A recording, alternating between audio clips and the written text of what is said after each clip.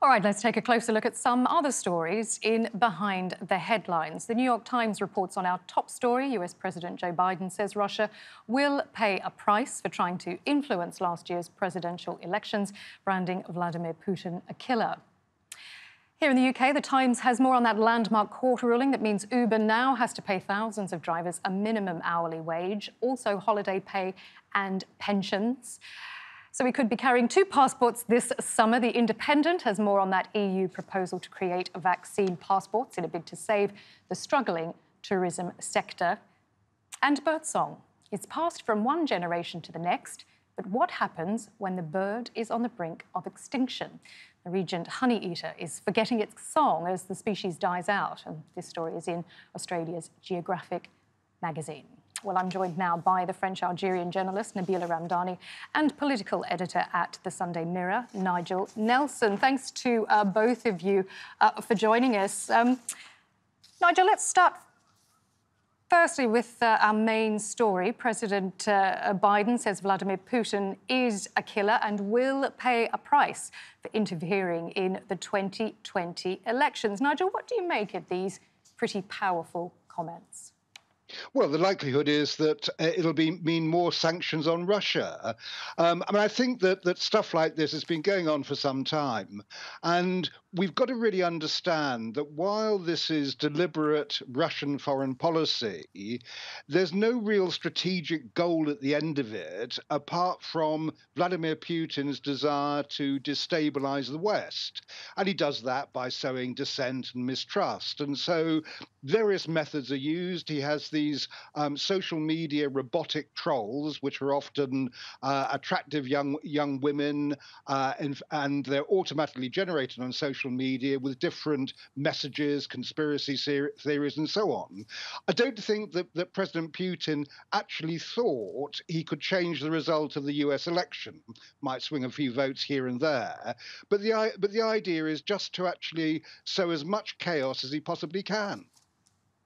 Yeah, I mean, Nabila, the meddling allegations are nothing new, really, are they? Moscow has responded, saying it wants to prevent an irreversible deterioration in relations. It sounds promising. What do you make of the Russian response? Well, it sounds very predictable, dare I say. And I have to say that this story about Putin authorizing a pro-Trump dirty tricks campaign doesn't surprise me at all. And this is because the last major presidential election I covered in situ was France's in 2017. And I well remember a huge scandal breaking on the night before Emmanuel Macron being elected. And it was all connected to Russia. And the accusation then was that Moscow was all over the election and was desperately trying to get Macron to lose so that Marine Le Pen would take power. And there was plenty of proof that Russian hackers had got right into the Macron campaign documents and were looking at anything they wanted to look at.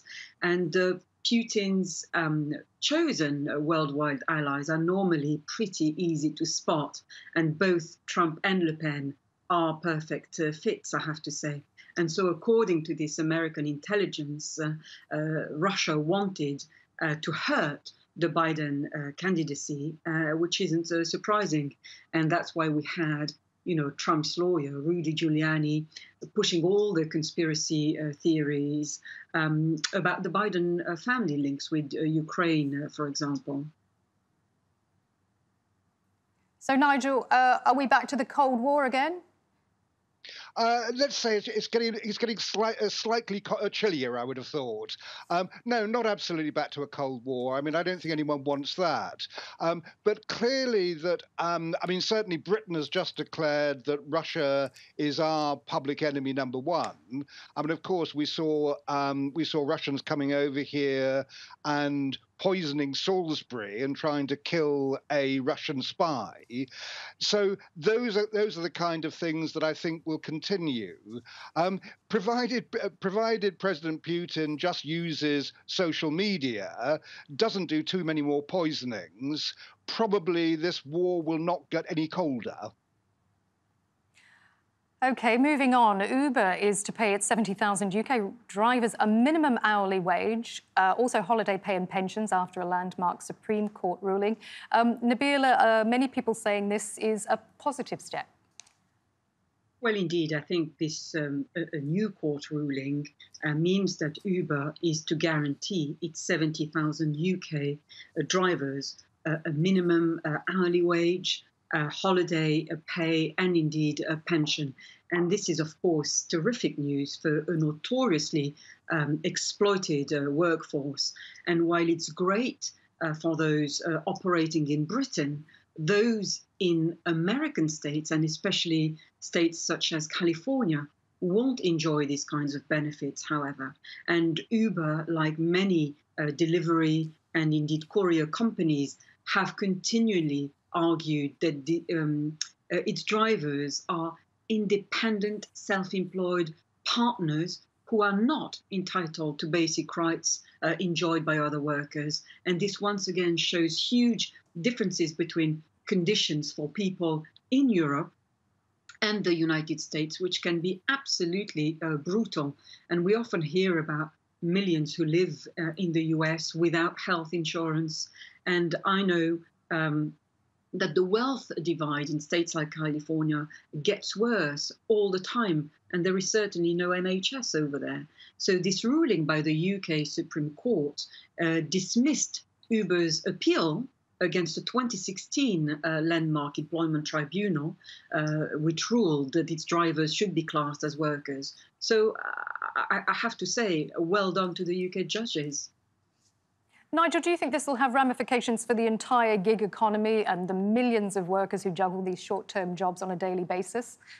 Yes, I think it will be, because, I mean, this has been a long fight to get Uber to actually agree to this, and it took going to the Supreme Court to dismiss their appeal to do so. So yes, I think it will. It comes down to actually what kind of societies do we want to live in.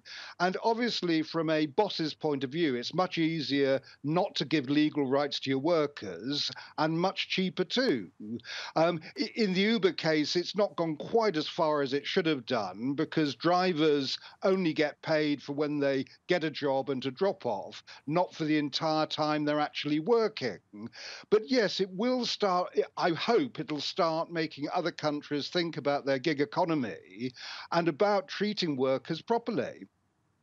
Do you think we could see job losses? I mean, if companies are forced to reclassify workers as employees with everything that comes with that, do you think we could, in fact, see job losses? I mean, many people do say that they actually enjoy the autonomy and the freedom that these contracts deliver for them.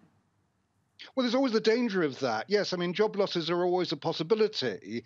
But as I say, it rather depends on what kind of society we want to live in. And I think that the more important thing is that workers have the legal rights that they are entitled to without employers trying to get round them. Nabila, you're shaking your head there. You disagree? No, I agree wholeheartedly. I think pretending that someone who spends most of their working hours making money for multinational companies like Uber is somehow self-employed is outrageous, and it needs to be stopped. And I have to agree with Nigel when he says that, you know, the world of employment will change very rapidly, and especially as we emerge from the coronavirus pandemic. And that's what makes these kinds of cases so important.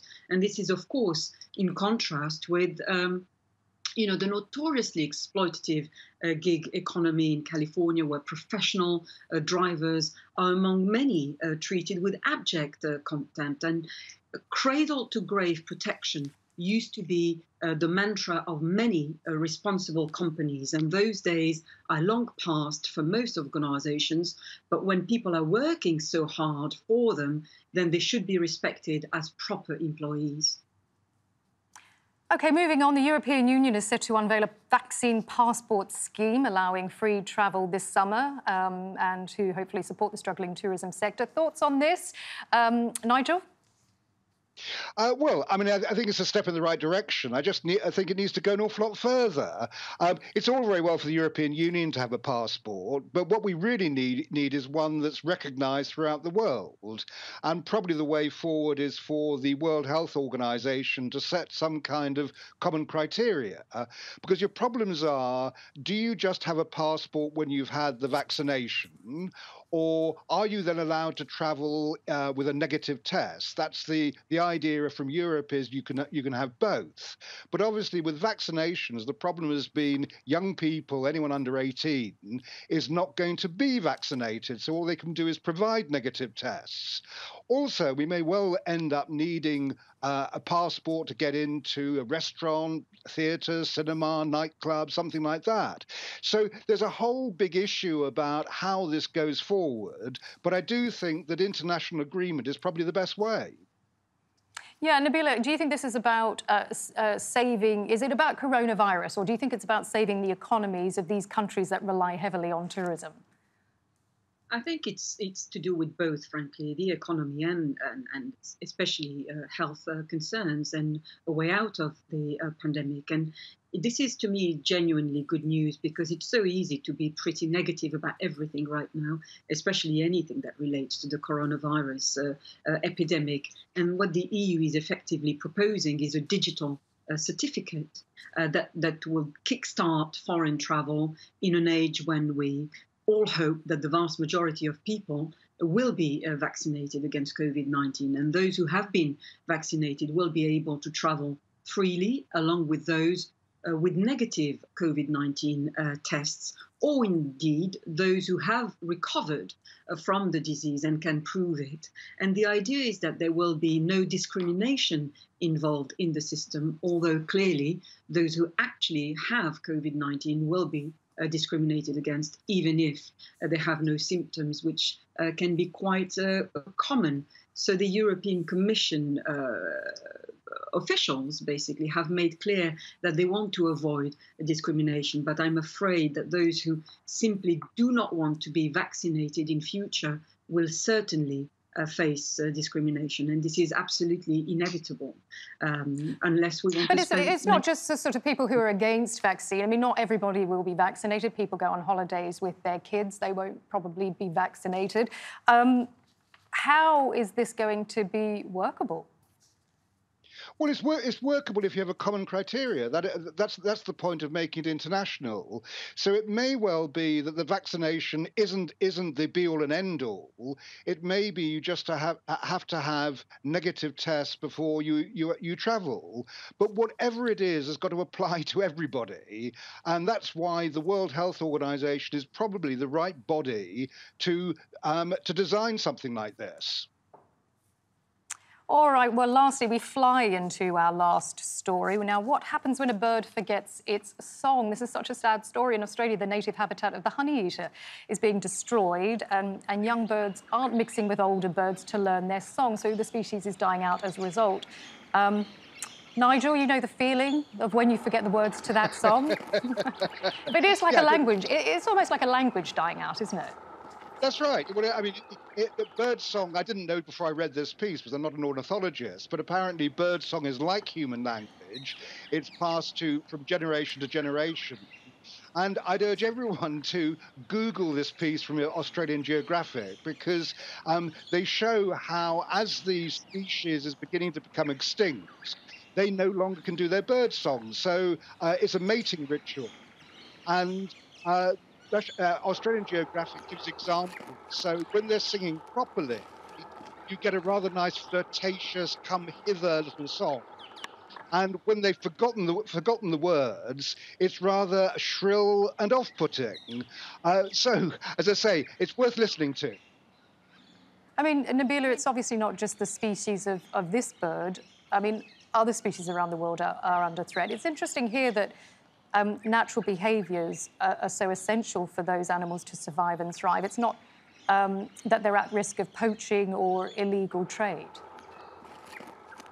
Yes, and it's all effectively leading to massive ecological changes that the planet is going through. And I have to say that stories about species dying out are always terribly sad, but particularly so when the species in question is an absolutely beautiful little songbird called, the Regent Honeyeater. And so the horrific situation here is that there are only 300 left in Australia, and mainly, as I said, because of ecological changes. More specifically, most of the honeyeaters' breeding sites were affected by the devastating 2019, 2020 Australian bushfires, which wiped out many of the birds. And male honeyeaters normally have their own very distinctive song, but because there are so few of them now, they are forgetting it and they are actually copying other songs from other birds instead. And sadly, this makes them less attractive to females, which means that, of course, they have even more chances of becoming extinct very soon. All right, thank you so much to both of my guests for joining me behind the headlines, Nabila Ramdani and Nigel Nelson. Thanks for joining us.